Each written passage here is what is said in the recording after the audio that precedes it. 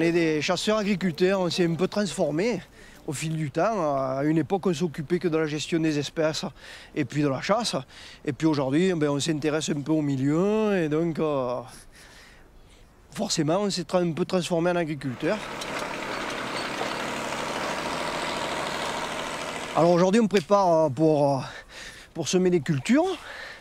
Et on va semer du tournesol, des cultures de printemps. Et donc, là, principalement, on enlève des pierres, parce qu'on est en colline, il y a beaucoup de pierres. C'est un travail de bagnard qu'on vous fait faire. Mais ça nous permet au moins de ne pas casser notre matériel.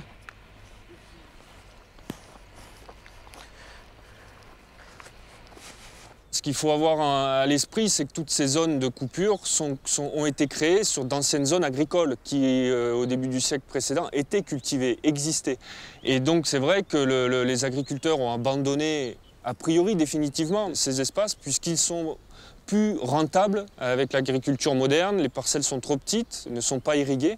Et donc de ce fait, les chasseurs se sont appropriés ces milieux, ont trouvé un intérêt à eux, les cultiver, les remettre en culture. Ouais. Bon, on prend-les en charge. Nous, on prend 2 ou 3 personnes et on file sur un autre secteur.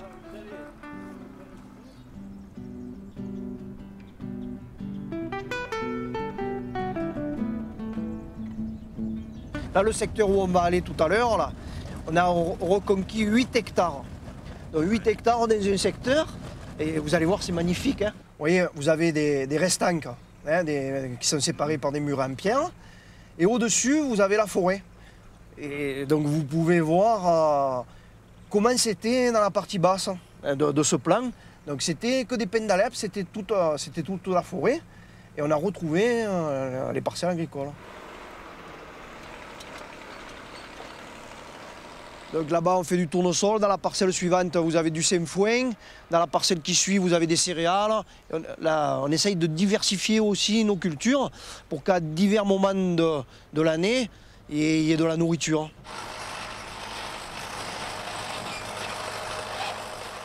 La prairie va permettre, et on le voit bien cette saison, le développement de nombreux insectes qui vont profiter des fleurs, de l'espace ouvert, ensoleillé, pour se développer, notamment les papillons. Ces insectes constituent l'alimentation de base des perdrix, et notamment des poussins, des jeunes perdrix nés cette année, et vont permettre, ou du moins faciliter, leur développement et l'augmentation de la population de perdrix à terme.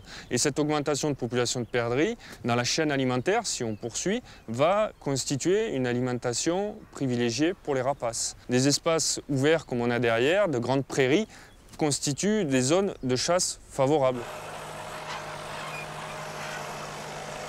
On va lui préparer un peu le travail. Ce qu'on fait, quand on en trouve au milieu un nid là, de pierre, on en fait une tas. Tu vois ?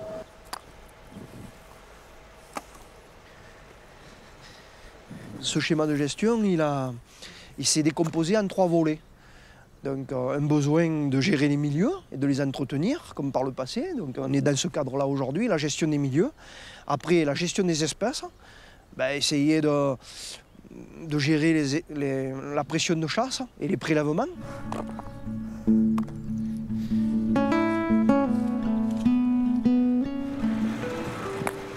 Et après, le 3e volet de ce schéma de gestion, il a consisté aussi à s'ouvrir vers les autres utilisateurs de la nature, en disant on n'est pas seul à utiliser ce domaine, ces espaces naturels. Il y a des randonneurs, il y a des vététistes, il y a des gens qui font de l'escalade, il y a des gens qui promènent à cheval. Donc on a un peu discuté et à partir de là on s'est dit on va dire les jours où on chasse et dans quel secteur on chasse.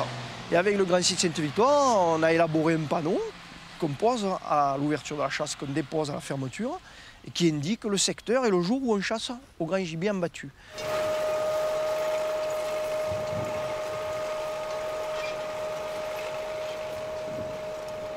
Ces chantiers sont entretenus bénévolement par les adhérents de la société de chasse, donc qui donnent de leur temps pour un intérêt qui, lui, est général, un intérêt en matière de biodiversité. Donc c'est vrai que c'est une façon pour eux de passer du stade de consommateur de l'espace naturel à un stade, un acteur qui gère le milieu.